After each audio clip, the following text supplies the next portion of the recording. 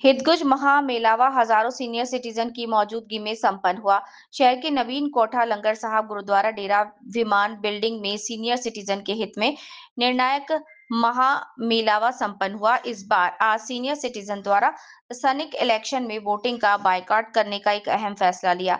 अगर राज्य सरकार आने वाले दिनों में सरकार माई बाप योजना का ऐलान नहीं करती है तो आने वाले इलेक्शन में हम सीनियर सिटीजन नोट देने वालों को वोट करने का फैसला लेना होगा। इस समय हजारों सीनियर सिटीजन मौजूद होते हैं।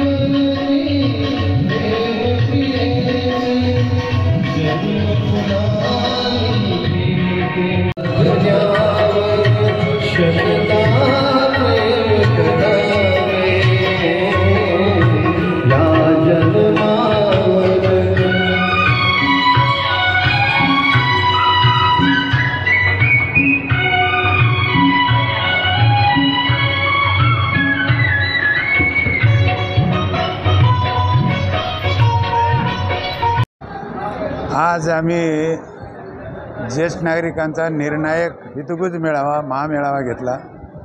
त्या मेळाव्याला प्रचंड उत्साहाने लोक आले। 15,000पेक्षाही जास्त लोक जमा झाले। म्हणजे शासनाला आता तरी शासनाचे डोळे उघडले पाहिजेत की एवढे लोक गरजवंत आहेत, गरीब आहेत। आमचं मागणंच एवढं आहे की जसं लाडके बहीण योजना शासनाने आणली तसे लाडके मायबाप योजना सगळ्यात प्रथम आणलं पाहिजे होतं।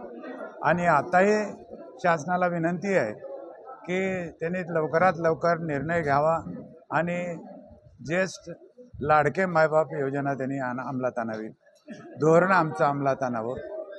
त्यांनी 60 वर्ष वयच आमचं ग्राह्य धरावं।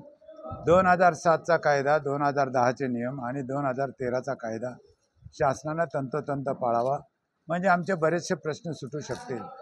शासन दर निवडणुकीच्या काळामध्ये कुठली तरी घोषणा करतं आणि त्याचं पालन अजिबात करत नाही।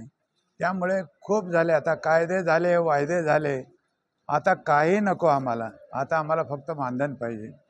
आजच्या ह्या मीटिंगमध्ये असं ठरलं, सगळ्यांनी बहुमताने नाही सर्वच मताने, सर्वांच्या मताने असं ठरलं की जर आम्हाला शासन पत्करत नसेल, राष्ट्रवादी पत्करत नसेल, शिवसेना पत्करत नसेल किंवा BJP पत्करत नसेल तर आता हे महायुतीचं शासन आहे।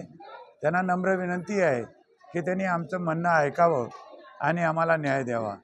जर शासनानं न्याय दिला तर आम्ही शासनाला पडूच देणार नाही, पण शासनानं नाहीच ऐकलं तर आम्हाला आता ह्या आजच्या मेळाव्यामध्ये असं ठरलं सर्वानुमते की BJP नको, शिवसेना नको, राष्ट्रवादी नको, काँग्रेस नको, कोणीही नको, आम्ही नोटाला मतदान करणार। त्याचं कारण असं की आम्हाला नाराजी तर दाखवावं लागेल।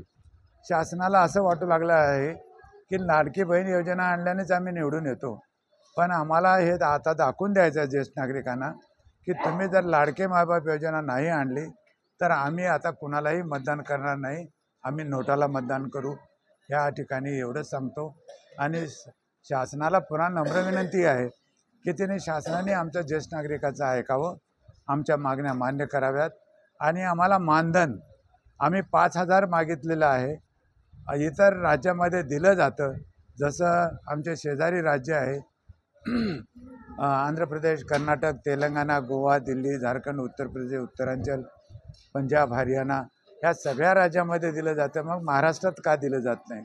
आम्हाला नुसतंच सांगतात की आम्ही मानधन देतो, आम्ही तुम्हाला ही योजना आणली, ते सगळे आम्हाला भंकस योजना कुठलीही नको, आम्हाला ज्येष्ठ नागरिक मायबाप योजना आम्हाला हवी आहे आणि आम्हाला मानधन हवं आहे.